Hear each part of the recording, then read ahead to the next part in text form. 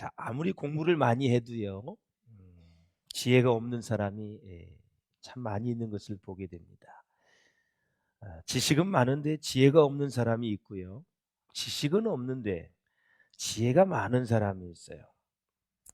정말 학위를 많이 가진 공부를 많이 한 사람인데 그 말하는 것을 보면 또 행동하는 것을 보면 도무지 저분은 지혜가 없구나 이렇게 생각될 때가 가끔 있어요. 또 어떤 분은 대학은 뭐 문턱도 가보지도 못한 사람인데 그 사람 사는 것을 보면 아주 지혜가 뛰어나요. 분별력이 대단하고요. 사랑하는 여러분, 지혜는 하나님께로부터 옵니다. 할렐루야. 하나님께 하늘로부터 오는 거예요. 그래서 선물이다. 지혜는 은사다. 이렇게 말을 해요. 지혜와 총명은 야고보서에 이제 등장하고 있는데 지혜는 뭐냐? 현명한 판단을 가져오는 원천입니다. 그 판단을 하는데 현명한 판단을 하려면 지혜가 있어야 돼요. 그리고 총명은 뭐냐? 탁월한 식견을 지닌 이해력입니다. 한마디로 이해력인데 아주 탁월한 식견을 그 분야에 대단한 식견을 가지고 있는 이해력이죠. 여러분 자녀를 놓고 기도할 때 지혜와 총명과 명철을 놓고 늘 기도하셔야 돼요. 할렐루야. 예수 안 믿는 사람들도 나름 고생하고 시련을 많이 겪으면 그 사람을 통해서 얻는 교훈이 있어요. 그러나 말씀과 성령과 믿음과 환경이 어우러져서 믹스가 되어가지고 나오는 지혜, 명철, 총명 이런 것들이 우리에게 필요한 시대가 되었어요. 그런데 이 야고보는 오늘 지혜와 총명이 있다는 그 교사들에게 뭘 요구하냐면 증명해라. 네가 지금 지혜가 있다 그러고 총명이 있다고 얘기하는데 증명해라 이거죠. 야고보는 이제 이렇게 대답을 합니다. 지혜와 총명을 증명할 수 있는 것은 선행이다. 믿음의 행함이다. 진짜 지혜와 총명이 있다면 믿음으로 행해라. 이렇게 지금 권면을 하는 거예요. 우리 한번 13절을 같이 읽어보겠습니다. 시작. 너희 중에 지혜와 총명이 있는 자가 누구냐? 그는 선행으로 말미암아 지혜의 온유함으로 그 행함을 보일지니라. 아멘. 자, 이 구절에는 지혜로운 자의 생활 중에 눈에 띄게 다른 두 가지 특징이 이제 나타나 있어요. 신약 성경에서 13번이나 나오는 행함입니다. 그러면 행함이 무엇인가? 자, 이 행함은 어떤 곳으로 되돌아가다 혹은 되돌아가게 하다라는 뜻을 가지고 있어요. 이 단어의 어근은 변화하다 그런 뜻을 가지고 있는데 진리로 되돌아가서 하나님의 진리에 맞도록 변화하기를 원한다라는 뜻이 있는 거예요. 그냥 믿음으로 행한다라는 것은 그냥 무턱대고 실천하는 것이 아니라 하나님의 그러한 뜻에 맞을 수 있도록 하나님의 진리에 맞도록 변화되어져서 행하는 것을 얘기하는 거예요. 근데 당시 흩어졌던 교사들, 교회에서 성경을 가르치고 있던 교사들이 그렇지 못했다라는 것을 지금 얘기하는 거예요. 기향에 행하는 거면 진리에 맞도록 하나님의 뜻에 맞도록 가르치는 것이 진정한 교사이다. 너희는 지혜가 부족하다라는 얘기를 하는 거예요. 그래서 다시 말씀드려서 지혜로운 사람은 순종심이 있다. 순종한다. 변화된 삶은 그의 삶의 분명한 특징이 된다. 그런 얘기를 하고 그리고 지혜로운 자는 생활 중에 눈에 띄는 것이 뭐냐? 온유함이다. 이렇게 얘기해요. 온유함. 이제 교회 안에 이제 세상 지식이 들어오면서 결국은 교회 안에도 철학의 지식을 바탕을 둔 엘리트층이 생겨나게 되었어요. 그러니까 철학적인 지식을 많이 가진 사람과 그렇지 못한 사람이 두 파가 생긴 거예요. 그래서 이 헬라 철학의 특징을 보면은 많은 지식을 소유한 자가 그렇지 못한 사람과 비교해 보면 많은 지식을 소유한 사람이 구원에 더 가깝다고 생각을 한 거예요. 너무 멀리 갔죠, 여러분? 지식이 많은 사람이 하나님의 구원에 더 가깝다고 생각을 한 거예요. 그러니까 차별이 생긴 거죠. 그 결과로 지식이 없는 교인들은 아주 열등한 교인으로 낙인이 찍혀버렸어요. 더욱이 특별한 지식이 있는 교인들은 교회에 참석하는 자체를 무시하고 우습게 생각했던 사람들이에요. 그래서 본문에서 야고보는 두 가지를 경고합니다. 첫째, 자랑하지 말아라. 자랑하지 말아라. 온유함으로 믿음의 행위를 하지 못하는 사람들에게 주는 교훈이죠. 또 사랑의 율법을 외면하면 지혜가 아무 의미가 없기 때문에 사랑을 해야 된다. 사랑하는 마음으로 가르쳐야 된다. 둘째는 거짓말하지 말라는 거예요. 진리와 거짓은 양립할 수 없기 때문에 그 교사들에게 경고하는 거예요. 그렇게 말 잘하면서, 그렇게 자랑하면서, 거짓말하면서 교세의 직분을 감당하고 있는 게 합당하지 않다라는 거죠. 자, 한번 14절, 15절을 읽어보시죠. 시작. 그러나 너희 마음속에 독한 시기와 다툼이 있으면 자랑하지 말라. 진리를 거슬러 거짓말하지 말라. 이로부터 내려온 것이요 땅 위의 것이요 정욕의 것이요 귀신의 것이니 그랬습니다. 아멘. 야고보서는 신약의 지혜서라 그래요. 그래서 지혜가 야고보서에 4번이나 나오는데 1장 5절에 보면 너희 중에 누구든지 지혜가 부족하거든 뭐라 그랬어요? 모든 사람에게 후히 주시고 꾸짖지 아니하시는 하나님께 구하라. 그리하면 주신다 안 주신다? 진짜 지혜가 부족하면 하나님이 주신다고 얘기하셨거든요. 근데 구하는 사람이 별로 없어요. 자기 생활과 사역, 그 다음에 자기 직장, 사업, 모든 가정에서 진짜 지혜가 부족할 때가 있거든요. 그러면 구하세요. 주시리라 그랬어요. 구하시면 주신다 그랬어요. 예. 아무 준비도 안 돼 있는데 막 말씀하지 마시고요. 준비가 자녀들에게도 마찬가지예요. 어떤 거 훈계를 할 시간이 없고 어떤 얘기를 할 시간이 있는데 뭔가 좀 정리가 돼서 얘기를 해야지 막 닭다구리하고 막 감정으로 막 그렇게 하면 안 돼요. 지혜가 부족하거든. 오늘 내가 우리 딸, 우리 아들을 불러놓고 무슨 얘기를 할까? 결혼의 배우자를 데리고 왔는데 처음 인사하러 왔는데 무슨 얘기를 할까? 깊이 생각하고 정리하고 있어야 돼요. 그래서 어떤 얘기를 해야 될까? 딱 준비를 해야 돼요. 예. 지혜를 우리가 받아야 돼요. 예. 사랑하는 여러분, 야고보는 이 미련한 자의 마음속 깊이 파묻혀 있는 두 가지 동기를 밝혀내고 있는데 먼저 독한 시기입니다. 시기는 시기인데 너무 독하다, 심하다 이거죠.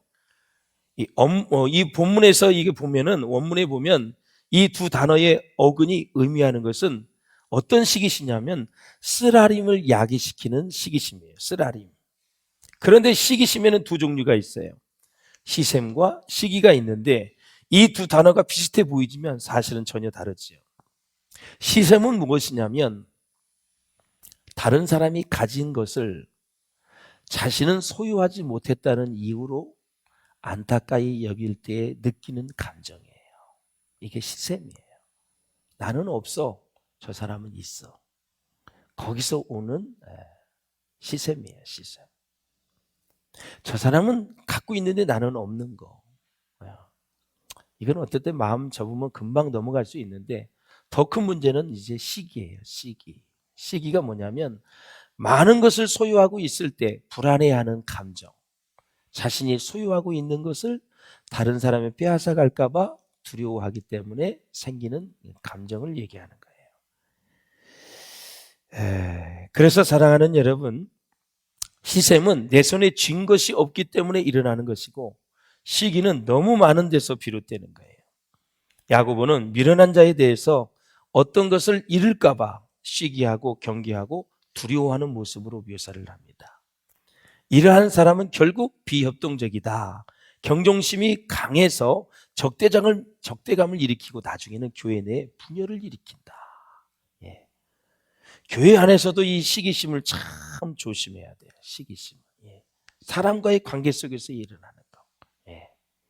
어떠한 사람을 가지고 내가 저 사람을 정복해야 되겠다. 저 사람을 내가 소유해야 되겠다.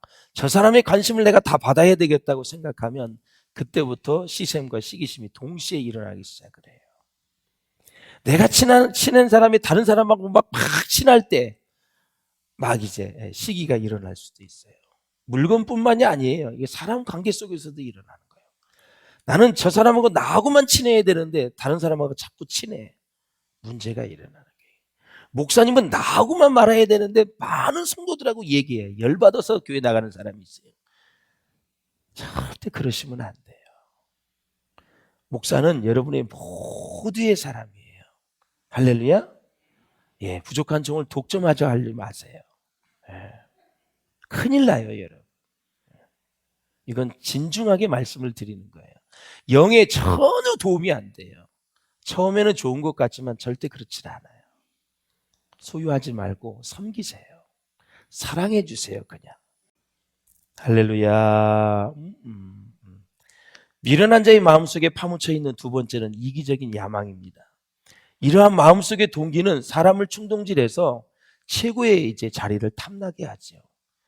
그러나 이제 가르치는 교사나 영적인 지도자가 기억해야 될 것은 오직 하나님에 의해서만, 하나님의 은혜에 의해서만 사람들이 자기 말을 듣거나 따른다는 사실을 잊어서는 안 돼요. 결국 내가 교회의 리더가 되면은 하나님의 은혜가 있어야 사람이 따라오는 거예요. 사람의 힘으로 하려고 하지 마세요. 어떠한 섬김이나 이런 것도 주의 이름으로 하세요. 식사를 섬겨서 주의 이름으로 하세요. 내 의를 드러내지 마세요. 그래야 나중에 후회함이 없어요. 여러분, 사람의 마음으로 하면 상대방이 느낍니다. 그럼 부담이 와요. 근데 주의 이름으로 섬김을 받으면 부담이 없어요. 아, 저 사람은 진짜 하나님의 은혜가 감사해서 나를 대접하는구나. 뭔가 바라지 않는구나. 무슨 대가를 요구하지 않는구나. 그걸 느낀다니까, 사람이. 예. 주의 이름으로 섬기셔야 돼요. 그리고 뒤끝이 깨끗해야 돼. 더 이상 뭐 요구하지 마세요. 내가 한번 뭘 샀는데 저 사람은 뭐 얘기도 없이 뭐 한 번도 뭐 라면도 안 사고 왜 저래? 그러지 마세요. 소고기 5만 원짜리 1인분에 샀다 할지라도 라면 한 그릇 대접 안 해도 신경 쓰지 마세요. 그냥 대접 한 그릇 끝나세요. 할렐루야. 예. 주는 자가 복이 있는 거예요. 그 사람이 지혜로운 거예요. 예. 그리고 야고보 사도는 교회 안에서 세상의 지혜를 사용하지 말라 그래요. 왜냐하면 교회 안에서 세상의 지혜를 사용하면 하나님의 말씀과 성령의 역사가 막히기 때문에 세상의 지혜를 사용하지 말라 그래요. 그러면 세상의 지혜는 뭐고 하나님의 지혜는 뭐냐? 잘 분별이 되십니까, 여러분? 어떻게 해서든지 세상의 지혜나 유행이나 세상의 지식이 교회 안에 침입하지 못하도록 막아야 된다라는 거죠. 그래서 이 교회도 진정한 부흥이 일어나려면 성경의 진리를 맡고 있는 쓰레기들을 다 치워야 된다. 올바른 진리의 말씀이 선포되도록 해야 된다. 그러할 때 교회에 성령의 능력이 나타나고 새로워지고 변화되는 역사가 일어난다라는 거죠. 여러분, 예수길서에 보면 성전에서 나온 성령의 바람이 예술계 골짜기의 뼈들을 다 살려내잖아요. 응? 그리고 성전 문지방에서 나오는 생수가 죄로 썩는 세상을 다 살려내잖아요. 할렐루야. 스가랴 선지자가 뭐라 그러는지 한번 읽어보세요. 시작. 이는 힘으로 되지 아니하며 능력으로 되지 아니하고 오직 나의 영으로 되느니라. 아멘. 오직 우리의 힘으로 능력으로 되지 아니하고 하나님의 영 성령으로 된다라는 거죠. 그래서 교회는 말씀이 충만하고 성령이 충만해야 되고 하나님의 은혜가 충만해야 됩니다. 그래서 14장 15절에도 보면은 야고보서는 이제 거짓 지혜의 특징을 5가지로 나누어 설명하는데 읽어보겠습니다. 시작. 그러나 너희 마음속에 독한 시기와 다툼이 있으면 자랑하지 말라. 진리를 거슬러 거짓말하지 말라. 이러한 지혜는 위로부터 내려온 것이 아니요 땅 위의 것이요 정력의 것이요 귀신의 것이다. 예. 거짓 지혜의 특징 첫 번째가 뭐냐면 교만하다는 것입니다. 이 교만은 여기에서 어떤 의미가 있냐면 자신의 죄들을 정당화하고 합리화하는 행세를 얘기하는 거예요. 헬라어로 이 교만이 잘못을 자랑하다는 뜻이 있는데 자기가 잘못함에도 불구하고 자랑을 하고 있어요. 이게 바로 야고보서가 우리에게 가르쳐주는 교만의 의미입니다. 잘못했으면 돌이켜야지요. 왜 잘못된 행위를 가지고 계속 자랑을 해요? 그러니까 영분별이 안 된 거죠. 지혜가 없다는 얘기예요, 한마디로. 두 번째, 자기를 기만하는 행위입니다. 여기서 기만은 진리를 거슬러 거짓을 말하는 걸 얘기하는 거예요. 우리 마음속에 시기와 야망이 가득할 때 가끔 자기 자신을 속이며 거짓말하거든요. 막 야망이 가득할 때, 자기의 목표를 향해서 막 갈 때 자신을 속일 수가 있다. 셋째, 세상적입니다. 세상적. 거짓 지혜로 모든 것을 수평적인 안목으로만 보는 거예요. 이건 뭐냐면 인간적인 안목으로만 보는 거예요. 하나님 관계없이, 말씀 관계없이 인간적인 안목으로만 보는 거예요. 이게 세상적인 거예요. 거짓 지혜예요. 이 거짓 지혜는 그래서 표준이 뭐냐면 다 세상적이에요. 성공을 위한 세상적인 처세술, 성경에서 말하는 성공이 있잖아요. 승리가 있잖아요. 세상적인 상담, 세상적인 동기. 그러니까 다 거짓 지혜는 세상적인 방법을 추구하는 거예요. 그러니까 하나님의 진리의 말씀과 성령의 역사를 막을 수밖에 없다라는 거예요. 여러분, 예수 안에서 성공은 무엇입니까? 말씀에 지키며 사는 것이 성공이지요. 결과물 가지고 얘기하는 게 아니에요. 부냐 가난하 그거 따지지 않습니다. 지금 내가 온 마음과 정성을 다해서 하나님의 말씀을 지키고 사느냐, 내가 기쁘고 즐거운 마음으로 주를 따라가느냐, 내 마음속에 하늘의 기쁨으로 차고 넘치느냐, 이게 여러분 성공한 거 아닙니까? 여러분, 이 세상에 가진 거로 하면 성공할 사람이 누가 있겠어요? 아니, 대기업만 보면 열받지요. 여러분, 많이 배운 사람 보면 열받지요. 높은 지위에 있는 사람은 열받지요. 하나님은 그렇게 그런 걸 바라보면서 열받으라고 말씀하지 않았어요. 있는 바를 족하게 여기고 주신 바를 감사히 여기라 그랬어요. 그게 최고의 행복한 거예요. 넷째는 정욕적입니다. 이 헬라어로 인간적인 것을 의미하는데, 인간 스스로 모든 것을 다 계산하는 것을 가리키는데, 이것은 무슨 얘기냐면 성령 하나님을, 말씀을 옆으로 밀어붙여버려요. 그리고 나서 하나님의 뜻에 합당한 생각이나 행위를 못하게 하는 거, 성령님을 뒤로 밀어붙여버려요. 성령님 관계없이, 말씀 관계없이 하나님의 뜻에 합당한 생각이나 행위를 하지 못하게 하는 거, 이것이 정욕적이다. 다섯 번째는 마귀적입니다. 귀신적인 거. 이것은 거짓 지혜자의 생각들은 귀신의 영향을 받은 것들과 다를 바가 없다. 이러한 생각은 실제로 잘못된 인식이고 위험스러운 것이지만 인간적인 견지에서는 통찰력이 있어 보이고 훌륭한 생각으로 착각할 수 있다라는 사실이에요. 그러니까 이 거짓 지혜자들의 영향을 받아서는 아니 된다라는 거죠. 16절을 한번 보세요. 시기와 다툼이 있는 곳에는 뭐요? 혼란과 모든 악한 일이 뒤따른다라는 거죠. 그러니까 시기, 다툼 자체가 지금 거짓 지혜가 역사하고 있기 때문에 그러는 거고, 그 이후에는 반드시 시기와 다툼이 있는 곳에는 혼란과 모든 악한 일이 있다라는 거죠. 그래서 교회에 혼란이 생겼을 때, 그 악한 일이 일어날 때는요, 이미 시기가 발동한 거예요. 이미 작은 다툼이 시작이 된 거예요. 교회가 아수라장이 됐을 때는 이미 보이진 않지만 뭔가 시기심이 있었던 거예요. 누군가에 의해서. 이게 굉장히 중요한 거예요. 이 시기심은 초전박살내야 돼요. 절대 역사하지 못하도록. 시기의 영은 떠나갈지어다. 질투의 영이 떠나갈지어다. 떠나가야 돼. 영양가치 없는 걸 잡고 있을 필요가 없어요.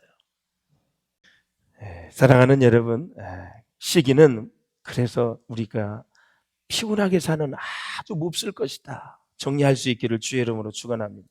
우리 잠언 14장 30절 한번 보세요. 14장 시작. 평온한 마음은 육신의 생명이나 시기는 뼈를 썩게 하느니라. 사울 왕은 다윗을 시기합니다. 시간과 돈과 인생과 정력을 다 낭비합니다. 그러다가 스스로 죽고 자살하지요. 욥기 한번 보실까요? 5장 2절 시작. 분노가 미련한 자를 죽이고 시기가 어리석은 자를 멸하느니라. 아멘. 그래서 야고보는 우리는 하늘로부터 온 지혜를 받아야 되는데 그 지혜를 받으면 17장 18절에 축복이 나옵니다. 마지막 시작. 오직 위로부터 난 지혜는 첫째 성결하고 다음에 화평하고 관용하고 양순하며 긍휼과 선한 열매가 가득하고 편견과 거짓이 없나니 화평하게 하는 자들은 화평으로 심어 의의 열매를 거두느니라. 아멘. 할렐루야. 사람을 알아보는 방법 두 가지가 있어요. 돈을 주어 보면 알 수 있어요. 어떻게 돈을 쓰는지 보면 사람을 알 수 있고, 두 번째 칭찬을 해보면 알 수가 있어요. 칭찬받고 하늘 높이 올라가는 기고만장한 사람은 별 볼 일 없어요. 칭찬을 해줘도 고개를 숙이고 겸손해지는 사람이 지혜가 있는 사람이에요. 어느 책에 보니까 이런 내용이 글이 있어요. 한 대학 교수가 강을 건너게 되었어요. 그런데 총각 사공이 노를 젓는 거예요. 그래서 나룻배 하나를 얻어서 탔는데 이 대학 교수가 이제 총각 사공에게 물었습니다. 청년, 장가는 갔나? 못 갔습니다. 청년, 철학은 아나? 전혀 모릅니다. 그러면서 대학 교수가 이렇게 말해. 그래? 철학을 모른다고? 그렇다면 자네는 인생의 4분의 1을 잃어버렸구만. 그랬습니다. 청년, 그러면 지리학은 아나? 모릅니다. 그러면 자네는 인생의 2분의 1을 다 잃어버렸구만. 그래, 한번 내가 더 물어볼게. 천문학은 알고 있나? 모릅니다. 자네는 인생의 4분의 3을 다 잃어버렸네. 그때였습니다. 강풍이 일어나고 폭풍이 일어났습니다. 배가 뒤집혔습니다. 둘 다 물에 빠졌습니다. 대학 교수가 아주 반정신을 잃은 상태입니다. 그 모습을 본 총각이 대학 교수에게 묻습니까? 교수님, 헤엄은 칠 줄 아십니까? 모른다네. 당신은 인생의 전부를 잃어버렸습니다. 조금 이따 교수는 물에 빠져 죽었습니다. 사랑하는 여러분, 너무 잘난 척하지 맙시다. 그리고요, 똑똑한 척 안 했으면 좋겠어요. 그렇게 안 해도 여러분 똑똑한 거 다 아니까, 여러분 잘난 거 다 아니까 정말 배워도 못 배운 척, 많아도 없는 척, 높아도 낮은 척, 좀 낮은 자리에서 세상에 살아가는 맛을 알았으면 좋겠어요. 높은 곳에서는 썩은 냄새가 많이 나요. 낮은 곳에서 자꾸 예수님이 낮은 곳으로 가서라 그래요. 가난하고 소외되고 그런 자들에게. 그런 사람들과 함께 대화를 하면서 여러분 정말 인생을 정말 많은 열매를 맺을 수 있기를 바랍니다. 그러면 참 지혜를 받으려면 어떻게 해야 되느냐? 욥기 28장 28절의 결론입니다. 시작. 주를 경외함이 지혜요 악을 떠남이 명철을 이라. 아멘. 하나님을 잘 경외하시기를 바라고 우리 주기도에 나온 것처럼 악에 빠지지 않게 하시고 시험에 들지 않게 하셔서 끝까지 지혜롭고 명철한 그래서 지혜로운 사람으로 살아가셔서 세상을 밝게 만들고 영혼을 구원하는 여러분 모두가 될 수 있기를 주의 이름으로 축원합니다.